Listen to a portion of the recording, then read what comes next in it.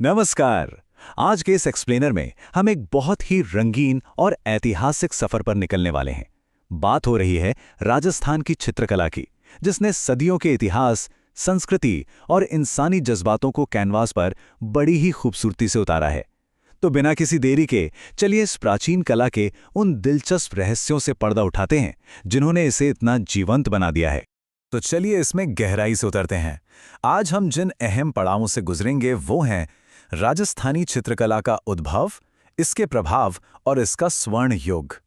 फिर हम चलेंगे सबसे प्राचीन जन्मभूमि मेवाड़ और उसकी उपशैलियों की तरफ।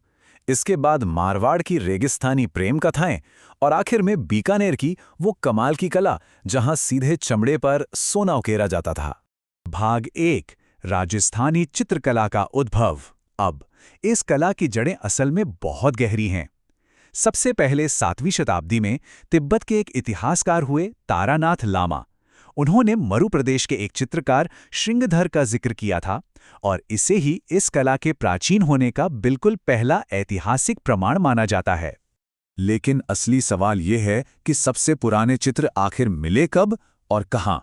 तो 1060 ईस्वी में जैसलमेर के जिनभद्र सूरी ज्ञान भंडार में 2 चित्रित ग्रंथ मिले, औध निरुक्ति वृत्ति और 10 वैकालिक सूत्र चूर्णी।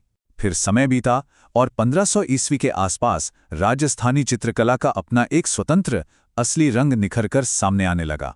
और फिर आया 17वीं शताब्दी का वो दौर जिसे राजस्थानी कला का पूर्ण स्वर्णकाल कहा जाता है। भाग 2, प्रभाव और स्वर्ण युग।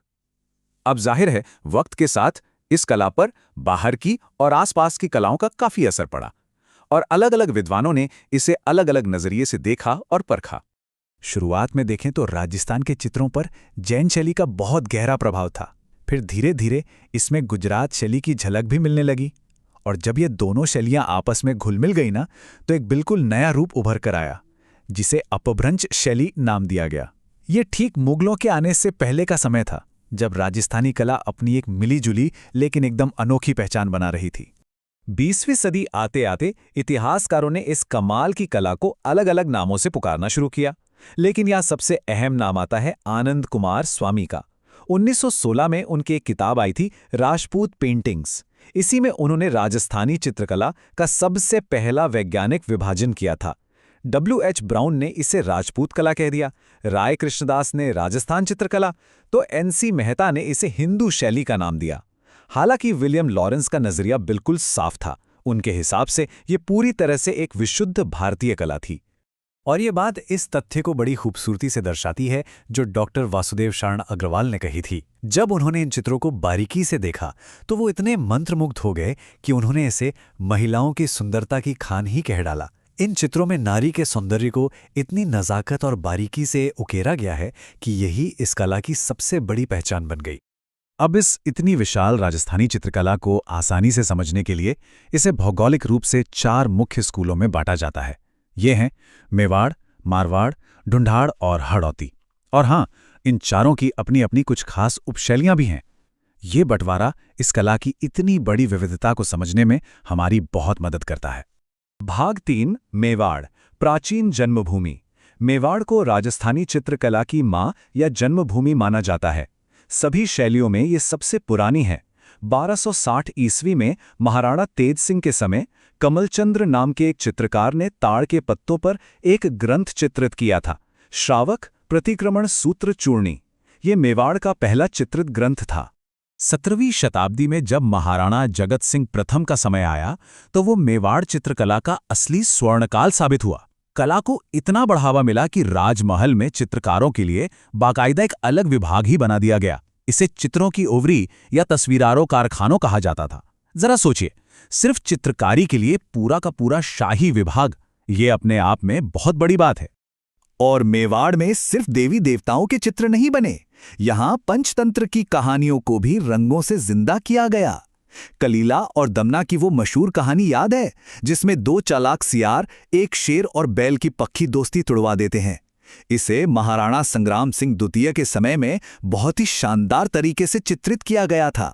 इससे पता चलता है कि ये कला सिर्फ सजावट के लिए नहीं थी, बल्कि कूटनीति और नैतिक शिक्षा देने का भी एक बहुत मजबूत जरिया थी। भाग 4 मेवाड़ की उपशैलियां। अब मेवाड़ के मुख्य केंद्र से थोड़ा सा बाहर निकलें तो हम इन उपशैलियों तक पहुंचते हैं जिन्होंने अपने लिए एक बहुत ही खास और धार्मिक पहचान गढ़ी। इनमें सबसे ऊपर नाम आता है नाथद्वारा शैली का, जिसकी शुरुआत 1672 में श्रीनाथ जी के मंदिर बनने के साथ हुई। ये शैली पूरी तरह से भगवान कृष्ण की लीलाओं, हरी भरी हरियाली, गायों और केले के पेड़ों के इर्द गिर्द घूमती है। यहाँ मूर्तियों के पीछे कपड़े पर जो बड़े बड़े चित्र लगाए जाते हैं ना, उन्हें पिछवाई कहते हैं। और एक बेहद खास बात, इस शैली को आगे बढ़ाने में कमला और इलायची नाम की महिला चित्रकारों का भी बहुत बड़ा हाथ रहा है। भाग 5 मारवाड़ प्रेम कथाएं। मेवाड़ के हरे भरे जंगलों से निकलकर अब हम चलते हैं मारवाड़ के रेतीले धोरों की तरफ, जहां की चित्रकला में प्रेम और शौर्य की कहानियां रची गईं। इस शैली की शुरुआत राव मालदेव के समय में मेहरानगढ़ दुर्ग के चोखी लाव गहल से मानी जाती है। महाराजा मानसिंह का जो दौर था वो मारवाड़ चित्रकला का स्वर्णकाल था। उस वक्त नाथ संप्रदाय का इतना गहरा असर था कि उससे जुड़े अनगिनत चित्र बनाए गए। इसके साथ ही रेगिस्तान की मशहूर प्रेम कथाएं जैसे ढोला मारू और मूमल महेंद्र, इन्हें भी बड़े चाव से कैनवास पर उतारा गया। और इन बेशकीमती चित्रों को सहेजने के लिए ही महाराजा मानसिंह ने मान प्रकाश पुस्तकालय भी बनवाया था। अगर हम मेवाड़ और मारवाड़ शैली को आमने सामने रख के देखें तो फर्क बिल्कुल साफ नजर आता है। मेवाड़ के चित्रों में आपको कदम के पेड़, अटपटी पगड़ियां और एकदम घनी हरियाली दिखेगी। वहीं दूसरी तरफ मारवाड़ के चित्रों में आम के पेड़, ऊंची मारवाड़ी पगड़ियां, महिलाओं की बादाम जैसी आंखें और रेगिस्तानी रोमांस की झलक मिलती है। हालांकि दोनों ही शैलियों में लाल और पीले रंग का खूब इस्तेमाल हुआ है, लेकिन उनका जो मूल मिजाज है वो एक दूसरे से बिल्कुल अलग है। अब यहाँ जो बात वास्तव में दिलचस्प है वो ये है कि राजस्थानी चित्रकला के इतिहास में ज्यादातर चित्रकारों ने कभी अपने चित्रों पर अपना नाम या तारीख नहीं लिखी। वो बस इतिहास के पन्नों में कहीं गुमनाम ही रहे। लेकिन क्या इस पूरे राजस्थान में ऐसा कोई अपवाद था? आखिर वो कौन से कलाकार थे जिन्होंने इस नियम को तोड़ा और अपनी कलाकृतियों पर शान से अपने हस्ताक्षर किए और तारीखें डाली? भाग 6 बीकानेर, चमड़े पर सोना। इस दिलचस्प सवाल का जवाब हमें मिलता है बीकानेर स्कूल में। यहाँ के कलाकारों ने सदियों पुरानी परंपराओं को तोड़ा और एक बिल्कुल नया चलन शुरू किया, जिसमें सीधे चमड़े पर सोने की कलाकृतियां उकेरी गईं। बीकानेर की बात हो और उस्ता कला का जिक्र ना हो, ऐसा तो हो ही नहीं सकता। वैसे अक्सर लोगों को एक गलतफहमी होती है कि शायद ऊंट के बाल काटना ही उस्ता कला है। जी नहीं, असली उस्ता कला तो ऊंट की खाल यानी चमड़े के ऊपर सोने का बेहद बारीक और जटिल काम करना है। इसमें कुप्पी बनाकर रंगों और सोने से ऐसी अद्भुत कारीगरी की जाती है जिसके लिए बहुत ज्यादा हुनर और सब्र की जरूरत होती है। बीकानेर शैली की यही खासियतें इसे बाकियों से एकदम अलग खड़ी करती हैं। यहाँ के चित्रकारों ने पहली बार अपने चित्रों के नीचे अपना नाम और तारीख लिखना शुरू किया। ये शैली महाराजा राय सिंह के समय में मुगल कलाकारों के साथ शुरू हुई थी और महाराजा अनूप सिंह के समय अपने स्वर्ग काल में पहुंच गई। उस्ता कला के अलावा यहाँ मथेरन कला भी खूब मशहूर थी, जिसमें जैन समुदाय के कलाकारों ने पारंपरिक भित्ति चित्र बनाए। इन चित्रों में आप ऊंची पगड़ियों, रेत के टीलों और ऊंटों का बड़ा ही सुंदर तालमेल देख सकते हैं। तो आज के इस एक्सप्लेनर से हमने क्या समझा? यही कि कैसे बड़े पैमाने पर उन गुमनाम कलाकारों ने अपनी तूलिका के जरिए एक पूरी की पूरी सांस्कृतिक विरासत को कैनवास पर हमेशा के लिए अमर कर दिया।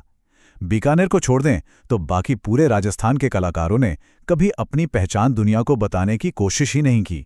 उन्होंने तो बस अपनी कला के जरिए इतिहास, संस्कृति और राजस्थान की उस अदम्य भावना को आने वाली कई सदियों के लिए सहेज कर रख दिया। इस बेहद खूबसूरत और ऐतिहासिक कला यात्रा के बाद अंत में एक विचार मन में जरूर आता है।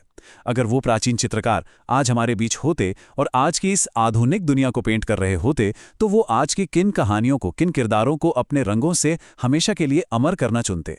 बिल्कुल, इसी सवाल के साथ हम आज की इस चर्चा को यहीं विराम देते हैं। उम्मीद है ये सफर बेहद ज्ञानवर्धक रहा होगा।